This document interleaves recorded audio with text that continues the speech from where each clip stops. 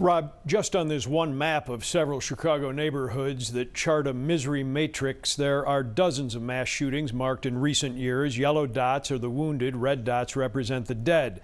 But with hundreds of so-called mass shootings in America every year, including many in Metro Chicago, there are misunderstandings about what constitutes a mass shooting and why. Depending on who's defining the crime, this rapid-fire attack in Willowbrook Township last summer might be a mass shooting or it might not, even though 23 people were shot and one of them killed. Same story here in Michigan on Saturday. 36 shots fired and 9 wounded, including an 8-year-old boy. Clearly, also lots of shots at a mass of people, but because no one died, many law enforcement agencies wouldn't categorize either as mass shootings. They are policies that cause confusion. A U.S. statute written in 2012 states that mass killings means 3 or more killings in a single incident.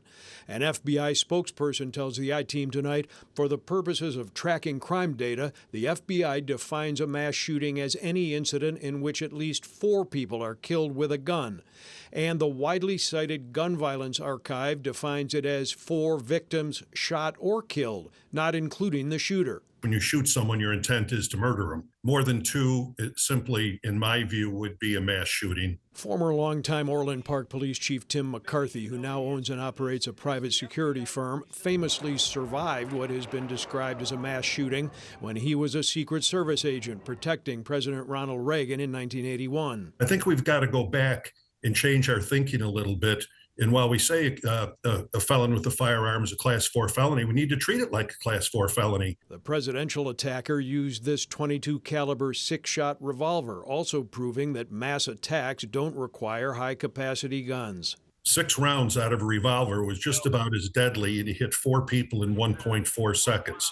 So while we do concentrate in what we see now are mostly semi-autos, and revolvers can be just as deadly.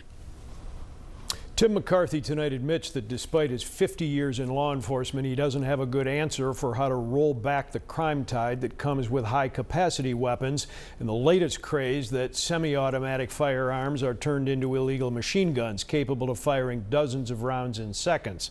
But McCarthy does make the point that there are solid laws on the books that could be better enforced, including prosecuting and locking up more convicted felons who are caught with guns. You do hear that refrain consistently.